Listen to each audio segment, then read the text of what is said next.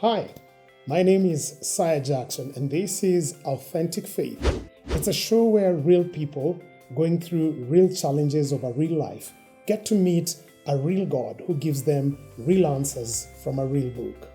Welcome.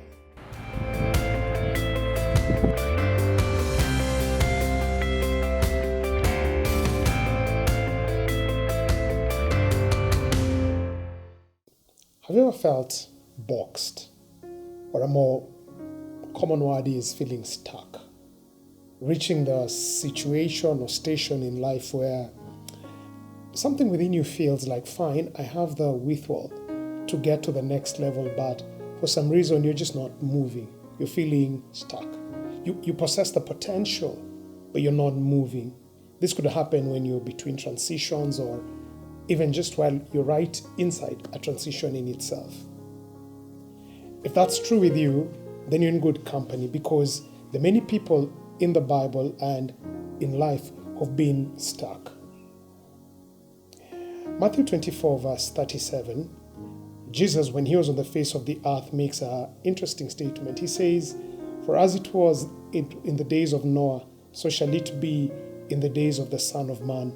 For as in the days before the flood, men were buying and selling, eating and drinking, marrying and getting married, until the day that Noah entered the ark, and they knew not, until the flood came and swept them away." So Jesus, in that particular statement, makes, of course, a statement that makes us believe that he did believe in the authenticity and veracity of the story of Noah. But more importantly, he put it this way. He said, one way of understanding what things will look like towards the end of time is to look at the way things were at the time of Noah. And boy, oh boy, believe me, Noah was in one big stuck situation. Imagine with me for a moment that you have to live in an ark. An ark. The ark was a box. And Noah is going to be in that space for an entire 1 year period when you do the math of it.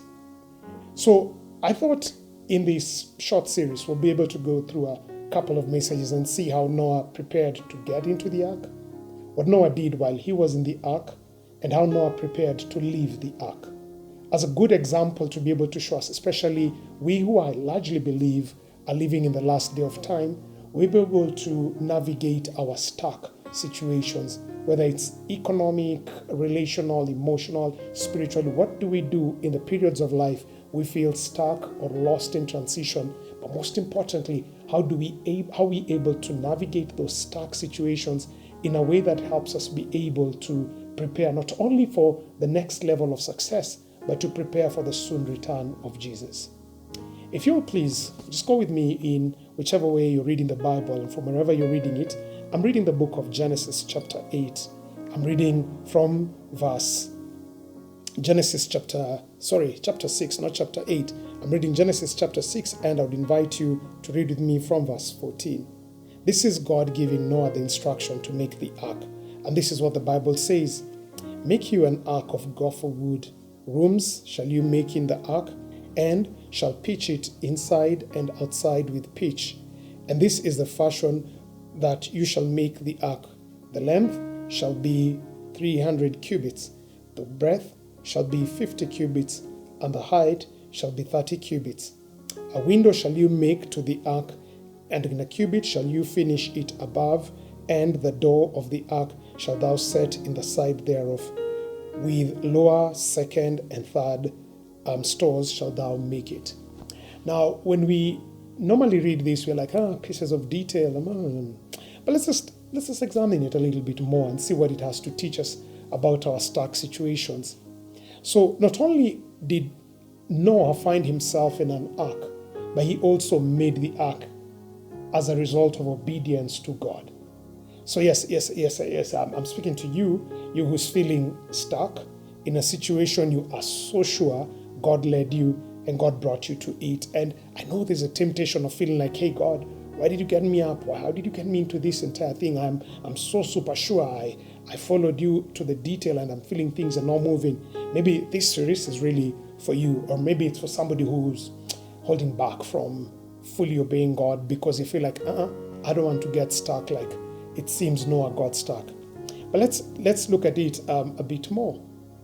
Interestingly, in Genesis 7 verse 1, the Bible would say, and the Lord God said to Noah, get you into the ark. So Noah will in Genesis 6 make the ark. Noah in Genesis 7 will be told to get into the ark. When you examine the dimensions that we're given about the ark, a few things emerge very clearly. Number one is that this vessel that was made was seaworthy. It was a vessel that could properly float. It had the right balance between its length, its width, and its height. Of course, suffice it to say, this adds to the idea that the Bible is an inspired book, because had it just been a myth of guesswork, then the dimensions of the ark would have resulted in a structure that could not float, let alone even kept those number of people and animals alive. But the dimensions, purely speaking from a maritime kind of thinking, when I was doing research on this, the dimensions of the ark were such that it did not tilt. The ratio of the pitch and the yaw were perfectly okay. This was a properly done vessel. But look at it closer. What does the ark lack? For a ship, the ark lacks two important things. Number one, it lacks a sail or an engine, something that would help with it being propelled. And number two, the ark, at least in the dimensions and the instructions we're given, does not have a steering wheel. Two important things that we would normally need in our everyday ships of life. So the ark does not, Noah is getting into a situation, he seems not to have an engine or a sail, something that would determine to propel it faster or slower. And Noah will not have a steering, something that will determine the direction of this thing. So Noah is going to literally be a sitting duck. Do you feel at times that life, and even more so God, may have led you to a situation that feels precisely like this, where you do not have an ark, and where you're in an ark where you do not have a sail or an engine, and where you do not have a steering? Please just stay put and let's see a few things that come to the surface. So you do realize that when you will read the story later in Genesis 7, when God brings in the waters, the Bible will indicate that the waters came up with a lot of force. In Genesis 8, when God will have to clear the water from verse 2, he will have to send extremely strong winds. So for a moment, imagine with me that this ark had had a sail. When the waters were coming with their force and the wind was blowing as it was, what would probably have happened is the sail would have trapped all that wind and the ship would have capsized. So you now begin realizing that the very thing that Noah is denied of, that very thing that Noah is denied of, the sail and the engine, interestingly would be the things that would ensure his ruin and the ruin of everything within him. So at times, God leads us to situations which in our eyesight looks trapped, but at times he does this so that he may save us from things which in our ordinary eyes we're not able to see. But let's look more closely and just think about this acronym, S.H.I.P. The ark is a kind of a ship. It's an S, H, I, and P. And let's break those four letters quickly in our time together and see why else God would have had his people walk into an ark, and why he puts you in situations that feel like an ark, like where you're boxed, like where you're trapped. Letter S is shaped. God gave the very specific instructions of how this particular vessel would be shaped. And so, two things are happening. Noah is going to be, the shape of this ark is going to determine how Noah and everything in it will operate. So God, number one, is putting loving delimitations called an ark, not only to create something that is shapely, but also to shape the life of its occupants. And I don't know what Noah was before he began making a ship, but you can be sure that by the end of this process, he'd been shaped into an excellent ship maker, into an excellent logistics person. So at times, God would bring us to points in our lives where he puts us in arcs, situations where we feel trapped, situations where we feel stuck. One purpose maybe he has to do this is so that he will shape us. Number two, Noah is given very specific instructions, and he's told, for instance, the exact length and the exact width and the exact height. And I've already indicated that this is because that will be the dimensions of a vessel that could be able to actually properly be seaworthy. So if Noah had cut corners, he would have resulted in something maybe smaller, maybe easier, but definitely not seaworthy. And that would have risked his own life and the lives of every person who was associated with this. Besides, he was asked to put pitch inside and to put pitch outside. If Noah wanted to cut corners, he would have said, I'll just do an inside coating. We don't need the outside coating. But thank God, Noah was honest. So the entire enterprise of being stuck in both the preparation and in occupying the ark was a way that God was creating a boundary that taught Noah how to be honest. So letter S is it shaped him. Letter H, it kept him honest. And then there's letter I. I've already talked about the pitch. Noah is going to create a vessel that's going to be out there on the waters. So he needs something that will keep him, his family, and the animals inside the ark safe while navigating the world around them. So it can allow them to be in the water, but not to be off the water or taken up by the water. The technical term we use for that is insulation. God has a purpose for Noah beyond the flood. And to deliver him through the flood, the stuck situation, into his purpose, God puts him in a vessel that he's insulated. So God at times puts us into what looks like stuck situations, but what he's really doing is he's insulating us so that the environment will not ruin us, but that we might be able to be delivered to his purpose for our lives.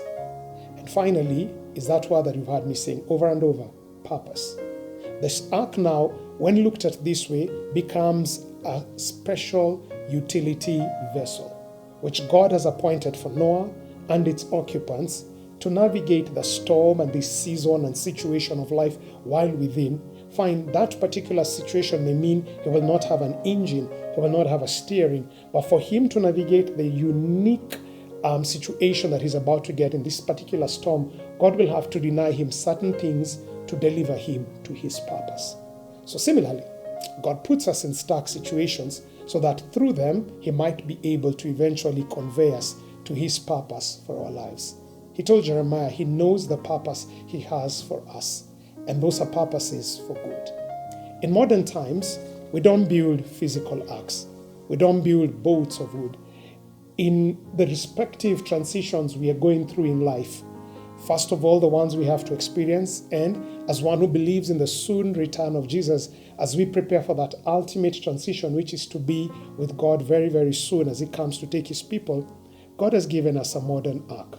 It's to be found in the book of Psalms chapter 19, and when you read from verse 7, God tells us what his exact ark is. So I'm reading, and I'd invite you to read with me as we close our time together from the book of Psalms. I'm reading from chapter 19, and then let me begin reading to you from verse 7. This is what the Bible has to say concerning what looks like the modern ark. It says, "The law of the Lord is perfect, converting the soul. The testimony of the Lord is sure, making wise the simple. The statutes of the Lord are right, rejoicing the heart. The commandment of the Lord is pure, enlightening the eyes. The fear of the Lord is clean, enduring forever. The judgments of the Lord are true and righteous altogether. More to be desired are they than gold, yea, than much fine gold, sweeter also than honey and the honeycomb. Moreover, by them is your servant warned, and in keeping of them there is great reward. Who can understand his errors? Cleanse me from my secret faults. Keep back your servant also from presumptuous sins. Let them not have dominion over me. Then shall I be upright, and I shall be innocent from the great transgressions.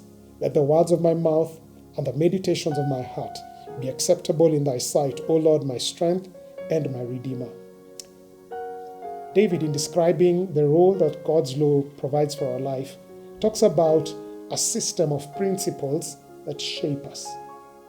A system of principles that keep us honest so that we don't get into presumptuous sins. A system of principles that insulate us so that we might be kept in the way of doing good. A system of principles that delivers us to God's purpose for our lives. Many have looked at God's law as a thing that makes us stuck, as a thing that holds us back from living life to its fullest.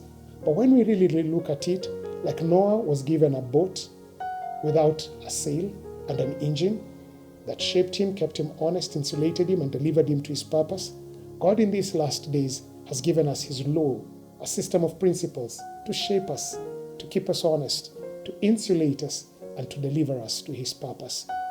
When Noah finally would step in and eventually later on step out of the ark, he would appreciate that what looked like a period to make him stuck was actually a period to deliver him to the next level of fruitfulness. Are you feeling stuck?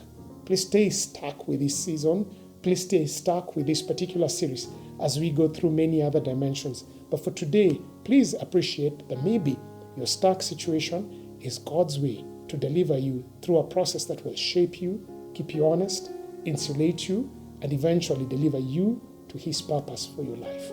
Till next time, please stay with Authentic Faith. Share your questions, your comments, your prayer requests. Would like to hear from you down in the comment box. And may God bless you till next time.